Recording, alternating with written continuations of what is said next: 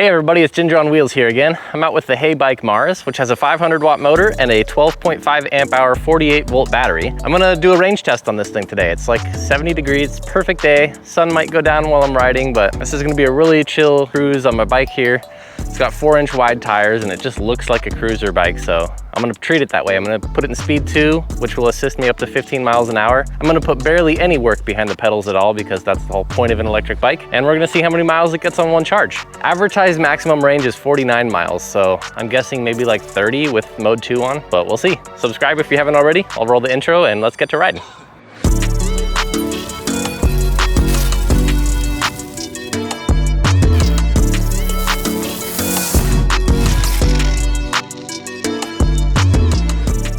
All right, so just to recap, in case you missed the unboxing and first impressions video, this is the Heybike Mars. And I do quite enjoy the thing. It fits me pretty well. It's supposed to fit taller riders, up to 6'4". It's got this nice little e-bike display here with 4 speed modes. I found out what the throttle does. If you switch it down into speed mode 0, you can actually use this throttle as like a motorcycle thumb throttle. You don't have to pedal at all. And then speed mode 1 will assist you up to 10 miles an hour. Speed mode 2, which we're in now, will assist you up to 15 miles per hour. And speed mode 3 goes to 20 miles per hour. And right now, like I said, we're going about 15, 16, you know. I'm assisting a tiny little bit with my legs, just like letting the weight of my legs drop on the pedals. Like no work at all, not breaking a sweat, not even breathing heavy. Got 40 miles on the bike so far and I have no complaints with it at all. I found this cool little phone mount. It's really solid. I'll link that in my Amazon store. You can check that out in the link tree. So the bike does have a horn, in case you just noticed. It's got a little light on the front too. No tail lights though. This is the e-bike display. It does have a backlight setting for, so you can see it at night, but I don't have it turned on. And it's got 7 regular bicycle modes with a Shimano shifter up here, and then just the motorcycle throttle, which is made of plastic, mind you. The brake levers feel nice, they're nice and solid, but the brakes themselves feel kind of mushy.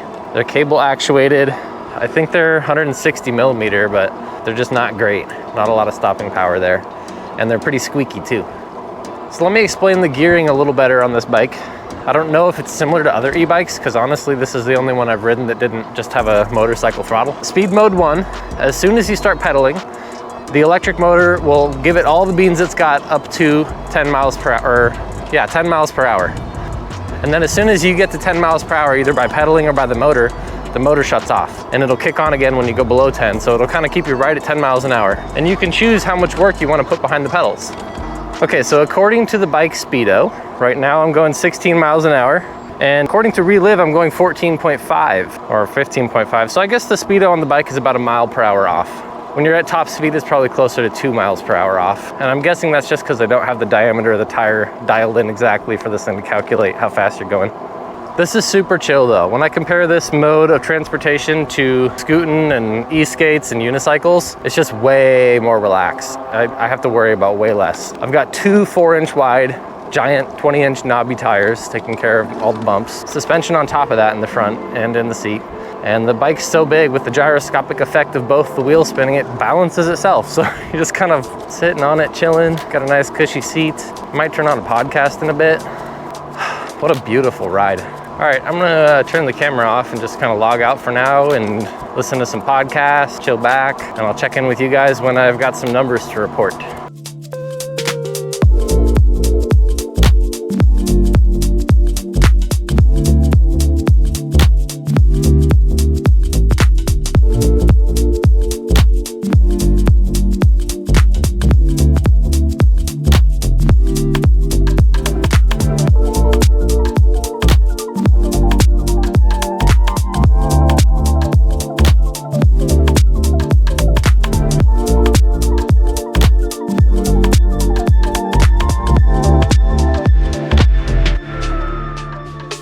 We have gone about 7.5 miles, and according to the battery gauge, I still have 100% battery. All right, so let's do a little battery math together. If I have a 48 volt, 12.5 amp hour battery, you multiply those together to get the watt hours. So I have a 600 watt hour battery. I found out that if I hit the power button on the display of the e-bike here while I'm pedaling 3 times, it'll go into a mode that calculates the watts of power that the motor's using, which is really cool. But it seems like about on average, when I'm pedaling, I'm using about somewhere between 180 or 220 watts of power. Right now we're using 700, so this motor peaks closer to 700, I guess, even though it's 500 watt nominal. Anyway, when I'm on straightaway here, I'm using about 170 watts of power, 150 maybe. Now we're using 220. So yeah, I figure on average we're using about 200 watts of power when we're cruising on the straights here. And if we're going 14 miles per hour, that means I can do it for 3 hours. If I have a 600 watt hour battery and I'm using 200 watts per hour, then that means I can go for 3 hours, right? And if I'm going 14 or 15 miles an hour, then I guess my range is gonna be somewhere like 45 miles, which is really close to the advertised 49 mile range. So I guess only time will tell how much range we actually get, but it's gonna be pretty close to what they said, I guess. I didn't realize how efficient e-bikes were, just with a little bit of pedaling from your feet, which feels like it's been no work to me at all. Really does help the bike out a lot when you're moving. All right, ladies and germs, got about 17 miles, well, exactly 17 miles. And according to the battery gauge, I still have 80% battery left, which I'm not buying.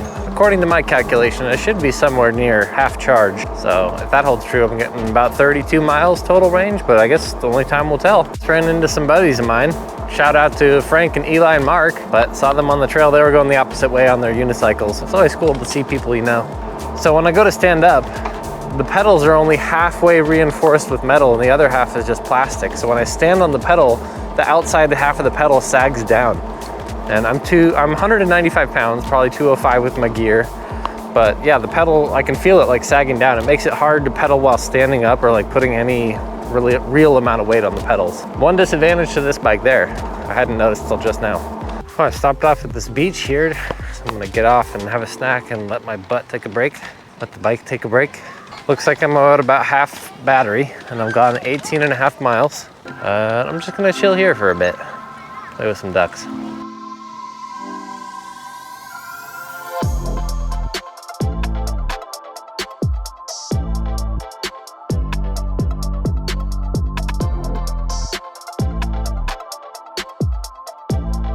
I am so confident that most people can do what I'm doing that I would bet money on it. This would be a great activity if you were overweight and you're looking to lose some weight, because the bike will do as much work as you're not willing to. And then you can just push as much as you're willing to into the bike, whether that be just a little bit or a lot, if it's depending on your mood, and keep yourself in that fat burning zone, you know? That means we are 25 miles into the trip when you see the University of Washington Stadium there. Wowzers. Sun still hasn't gone down. I love summer. And I'm still in short sleeves and t-shirt.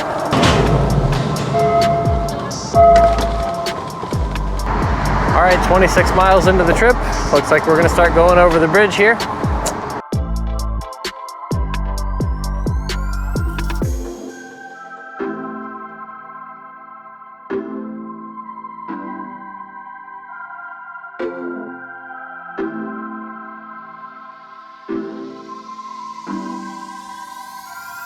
Kind of in the middle of nowhere on this trail here, and I'm having a problem with my pedal.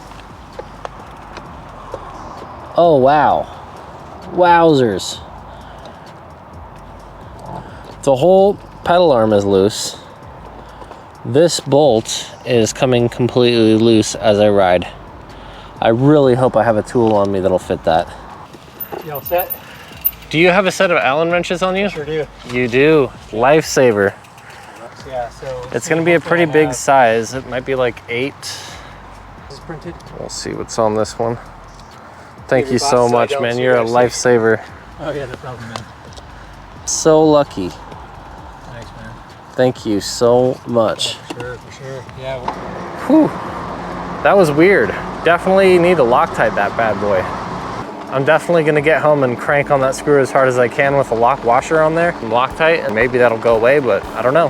Definitely worth mentioning though. It's been about 5 miles maybe, or actually I don't really know how far it's been since that guy helped me tighten my pedal in, maybe only just a few miles. And I can feel it getting loose again. The pedal's getting wobbly as I pedal. So I'm gonna put the speedometer here into speed 0 by pushing the minus button twice from 2. See, now it's in 0 right here. And that means that the thumb throttle over here becomes an actual throttle. And I can use this bike just like a motorcycle or an ATV. That's just a thumb throttle like regular. 630 watts, 1 bar of battery left. This is not gonna end well. 32 miles into the trip. So I'm basically just standing up, cruising around, speed 0 in motorcycle mode, waiting for this thing to die. And it's got a pretty surprising range at the end of the life here. Doesn't wanna die. Top speed's down to about 15 miles an hour, but still trucking along. We've almost gone 40 miles. Green light. Throttle just turned off. I'm still rolling. Is the camera on? Yeah, okay. Can we get it to turn back on? Sometimes you can, like with scooters anyway. Nope, it's looking like the bike's dead. And for the record, the battery still had one little sliver of a bar left. It never went to full empty or like blinked or anything or gave me any really low battery warning. As I said, the bike just died with no warning pretty much from the throttle indicator at all.